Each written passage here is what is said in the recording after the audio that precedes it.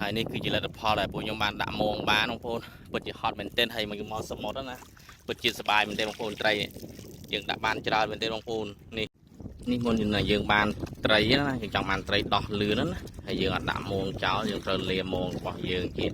ហើយមងរបស់ពួកខ្ញុំប្រើកាឡាធំ6ខុនយើងចាប់ដើមលាអញ្ចឹងមកយើងលាពតជារំងមូលដូចជាលក្ខណៈ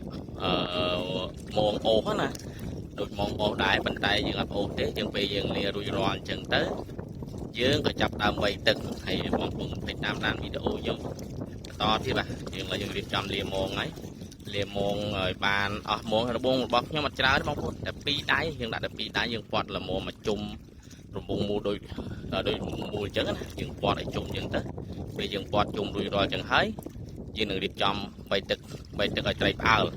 ដើម្បីឲ្យត្រីវាមកជាប់មងអញ្ចឹងណាបងប្អូន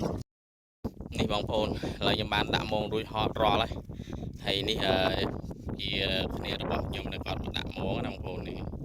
អញ្ចឹងខ្ញុំបានដាក់មងបងប្អូនទឹកtrong video và nhóm làទឹកពិតជាធំមែនទែនតែដើម្បីខ្ញុំបានត្រីច្រើនយ៉ាងណាចាំតាមដានវីដេអូរបស់ខ្ញុំបន្តទៀតបងប្អូនអើយនេះពេលយើងលាមងរួចរាល់អញ្ចឹងយើងក៏វៃទឹកអញ្ចឹងណាយើងវៃផ្អើលត្រីឲ្យត្រីវាផ្អើលមកជាប់មងរបស់យើងចំណាយពេលវៃប្រហែលជា10នាទីបងប្អូនពេញដុំអញ្ចឹងណាមានវៃទឹកលេងបងប្អូនយើងវៃទឹកបង្អើលត្រីដើម្បីឲ្យជាប់មងរបស់យើងពេលយើងលារួចរាល់វិញណាយើងវៃអញ្ចឹងធ្វើឲ្យត្រីផ្អើលដល់ពេលត្រីផ្អើលទៅវារត់មកបុកជាប់មងយើងហើយចាំមើលវីដេអូខ្ញុំបន្តទៀតតើមានត្រីជាប់នៅមងដែរអត់បងប្អូននេះពេលយើងវៃមងរួចរាល់ហើយយើងចាប់ដើមផ្សារ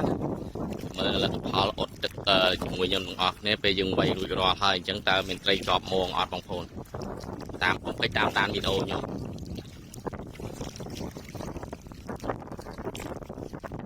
នេះត្រីរបស់យើងបងប្អូននេះជាប់មងណាឃើញទេយើងវៃផ្អើលអញ្ចឹងធ្វើត្រីជាប់មងបងប្អូននេះត្រីរបស់យើងវាធំមែនតើយើងបានមួយហើយចាំមើលតើយើងបានប្រមាណ1មងហ្នឹងបងប្អូននេះខ្ញុំវៃបានច្រើនមងហើយខ្ញុំអត់បានថតអញ្ចឹងឡើយជាប់វៃមងឥឡូវខ្ញុំថតសកម្មភាពដាក់មងឲ្យបងប្អូនមើលអញ្ចឹងណានេះយើងជាប់បានមួយទៀតបងប្អូននេះបានមួយទៀតធំមែនតើបងប្អូនត្រីហើយនេះជាត្រីទឹកសាបរបស់យើងទេត្រីឡាប់យ៉ាបងប្អូនហូបាន2ហើយនេះយើងបានមួយត្រីទៀតហើយអូ1មងនេះយើងវៃបានគួរសមដែរបងប្អូនបាន3ត្រីបងប្អូនអើយជាប់ទៀតហើយបងប្អូននេះបាន4ត្រីហើយនេះគឺជាលទ្ធផលដែលពួកខ្ញុំបានដាក់មងបានបងប្អូនពិតជាហត់មែនទែនហើយមកសមុទ្រណាពិតជាសប្បាយមែនទែនបងប្អូនត្រីយើងដាក់បានច្រើនមែនទែនបងប្អូននេះជាចំណាយរបស់គ្នាខ្ញុំដាក់ណាត្រីពិតជាត្រីច្រើនមែនទែនបងប្អូនហើយនេះចំណាយរបស់ខ្ញុំនេះបងប្អូនដាក់បានគួរសមដែរបានប៉ុណ្ណេះពិតជាសប្បាយមែនទេបងប្អូនមកដាក់ត្រីបានពិតជាច្រើនមែនទេបងប្អូនអើយហើយទឹកធំល្មមបងប្អូននេះមិននិយាយលេងណាដាក់បានត្រីឃើញត្រីអត់សូវហត់ទេបានត្រីច្រើនបងប្អូន